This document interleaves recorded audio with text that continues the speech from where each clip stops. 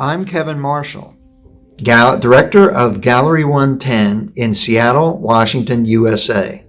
We're starting a new video series of interviews with our stable of artists. So without further ado, let me introduce Sherry Ruden. How would you describe your subject matter or the content of your work? Well, my process is spontaneous, which allows the imagery to evolve along the way. The abstraction of the objects opens up a seemingly never-ending interpretation of the work. So I hope. I let my subconscious drive the composition that made of intricate shapes, cuts, and drawings. As the work is developed spontaneously or organically, it is not a complete piece until it leaves my studio. And tell us, what mediums do you work with? For the past 2-3 years, I have exclusively working with Chinese Xuan paper, commonly known as rice paper. I like its versatility and the translucency. Unlike traditional Chinese brush ink painting, where the artwork is mounted afterwards, I reverse the process by manipulating the material to create shapes and color that's based on the paper's natural grain, which gives a unique texture that you don't see elsewhere. I call my technique Zì-Rán.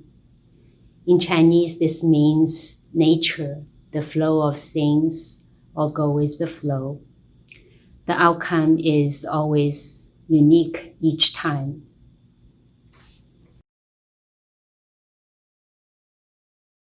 So break it down a little bit. What do you want your work to do? Other than an emotional connection, I hope my work touches the viewer's imagination to make an individual slow down to reflect, which is also a big part of why I make art, to immerse myself in the world of creation, to set aside time which is not affected by any negative event that happening around all of us. Then my private moment of thoughts hopefully resonates with others. That would keep me going. What are you presently inspired by? Are there particular things you are reading, listening to, or looking at to fuel your work? I am inspired by all forms of art that their creators shows true passion, whether it's architecture, sculpture, calligraphy, you name it. I believe everything in the universe is connected, that inspiration comes in abundance from everywhere. For example, I was fascinated with Western calligraphy, with its sculpture, the letter form, the gestural approach when you're writing the calligraphy, as well as all the different writing tools. It's like an artist's paradise. So I practiced for a long time and still do so.